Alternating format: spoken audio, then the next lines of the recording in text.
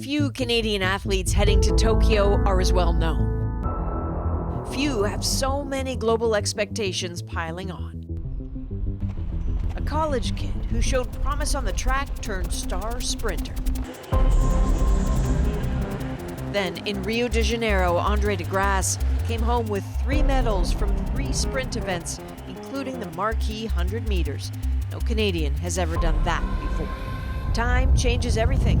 From a few years of punishing injuries that brought him down, now he seems happier than ever.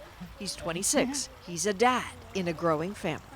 And training sometimes involves everyone now.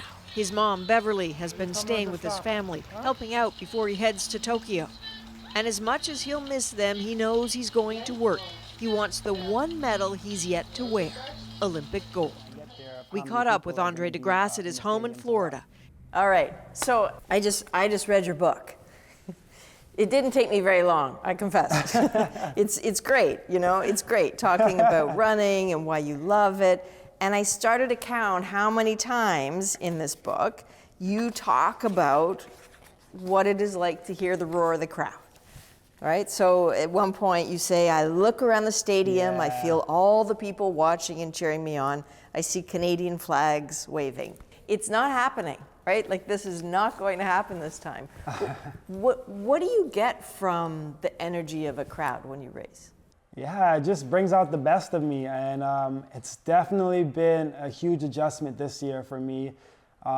Without having, you know, Canadian fans or just even fans in general. So that's been the toughest part for me to try to conquer, I guess, in that sense. But definitely, yeah, for my book, that's definitely one of the things that I would look forward to all the time. I remember that experience from, you know, whether it was in Rio or even at a World Championship or even competing at home for the Pan American Games.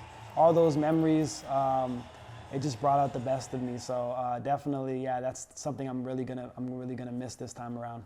So different circumstances in Tokyo. Are we going to see a different Andre de Grasse, though? I mean, how different are you? I feel like I'll be more prepared this time. I feel like I'm better, I'm stronger. I've gotten a lot better with knowing how to take care of my body, whether that's, you know, nutrition, hydration, making sure that I'm on top of things. Getting more sleep, all those things come into play as I've gotten older. So definitely my mental state has gotten better. I know how to handle those things when it comes to injuries, and I think that's going to really help me to my advantage to, you know, when I get to the line in Tokyo, because you know, there's always these things that pop up randomly, and you have to know how to take care of it. A few weeks ago, when we all heard Naomi Osaka talk about she wasn't going to do media at the French Open because she wanted to protect her mental health, it was a bit of a rough go for her. What went through you when you heard that? Yeah, I just know the feeling. I know what, you know, as athletes, I think a lot of people don't understand that what we go through. Our main focus is our career and our job, you know, to perform, but there's other things that we go through along the way that can take away from that, our performance. And other people might not understand, you know, from the outside looking in. What sort of things get in the way for you? You know, people see the fame and people see the fortune and they see all those things that, you know, oh wow, like if I was in their position, you know, that would be so much easier, but they don't see all the other things that, you know, we have to deal with, whether it's, you know, going through media, what people are saying about us, how we feel about ourselves as an individual. Like the hardest part for me was trying to tell myself that I would be okay from injury, because, you know, you'd always hear the negativity, like, oh, he's done, he's not, you know, he's never going to be the same, he's not going to come back to be at his, you know, be at his best. This is it for Andre de Grasse. Just negative things, and that really takes a toll on the athlete, even though we don't, you know, tell people. You don't hear people talking about that a lot, right? So for me, I just have to tell myself, and, you know, that I guess everything is going to be okay. Can you explain something to me as a viewer? I mean, I'm sure people have told you this, but it's very stressful to watch you race helplessly from the stands, because in the beginning, it really looks like you see the backs of a lot of people. And so as a spectator, your heart stops for a moment and think, what's he doing? And then there is this surge.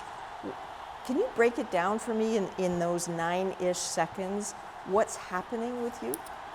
Yeah, I definitely been trying to work on my first 30 meters of the race. That's something that I have a weakness in, and yeah, a lot of people know it. It's good that the fans see it as well.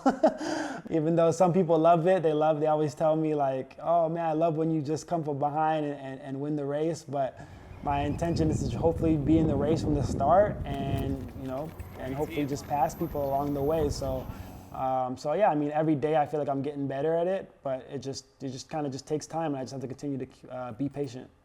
And when you give people a lift and something to be excited about this summer, not that long from now, and they're sitting at home, not in a stadium, but they're sitting at home watching you, what is it that you want them to have in their minds when they watch you lining up in the starting blocks? Yeah, I just want them, everyone to be cheering for me. I think that I can, bring back gold for Canada. It's been a long, long time since, of course, Donovan in '96. So it's been about 25 years. So I'm just trying to be that first Canadian since then to just try to, bring home some hardware and create history again. I'm hoping to, get a lot of messages on social media and those type of things, because obviously there will be no fans. Those are the greatest things for me, and that's going to give me a big boost towards Tokyo. No, fantastic. Have fun. Yeah. Enjoy yourself. We'll see you in Tokyo. All right, thank you. I appreciate it.